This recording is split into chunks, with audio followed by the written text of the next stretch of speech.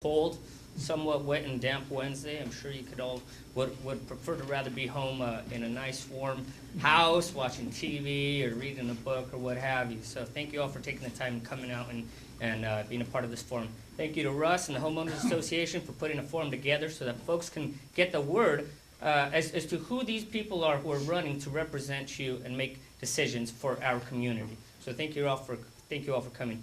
My name is Angel Carrillo, and I am your city councilman and have been for the past 2 years.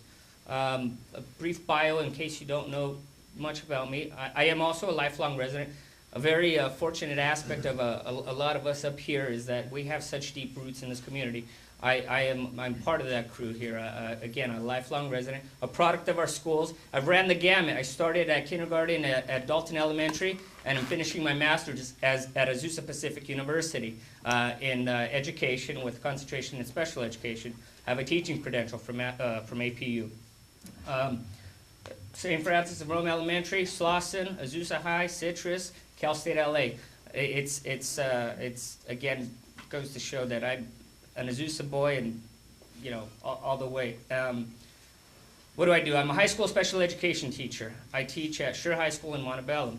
I've been in education for the past 10 years, and feel that's you know, the cornerstone of our communities.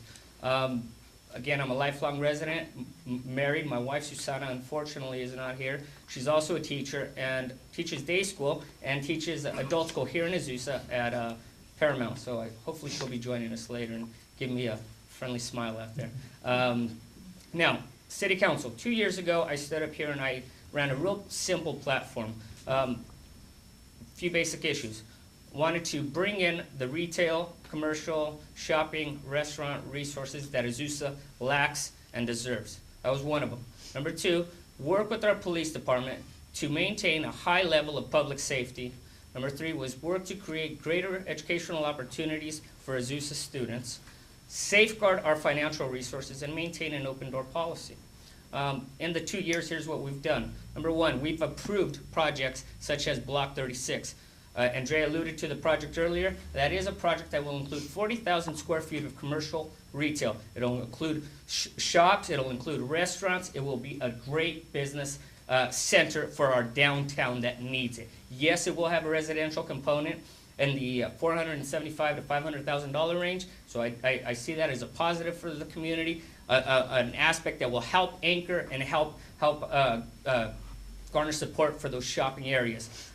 Yes, the Block 37, which is where the Starbucks is at, that was a project, as Councilman Rocha, Mayor Pro Tem Rocha alluded to earlier, as having the groundwork from past councils. Yes, it was still in the pipeline as we came along, and I voted for it and approved it, and now helped approve it. Part of the team who approved it, and now that's a great site there that has helped to attract new folks to that corner.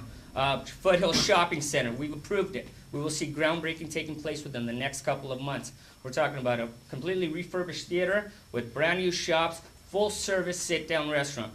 There's a pad on that site right now, and it's been called by the developers Angel's Corner. And the reason that is where the Mr. Dry Clean sits. It's kind of the odd box in that whole property that doesn't seem like it belongs. Geez, 15 seconds. That's pretty quick. That will have a full-service sit-down restaurant.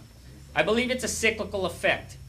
We bring these restaurants, these shops, these shopping resources to Azusa. The Azusa dollars stay here.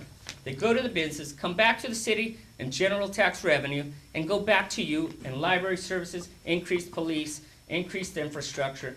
It's a cyclical effect. We keep Azusa dollars in Azusa, and it all comes back to the citizens. Angel Carrillo, thank you very much.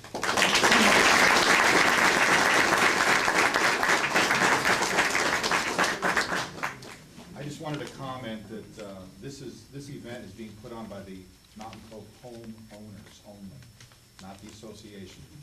Otherwise, I would definitely get in some trouble with my board members who are here tonight.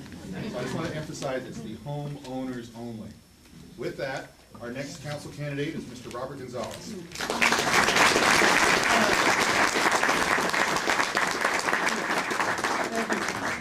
First off, I'd like to thank all of you for coming out here.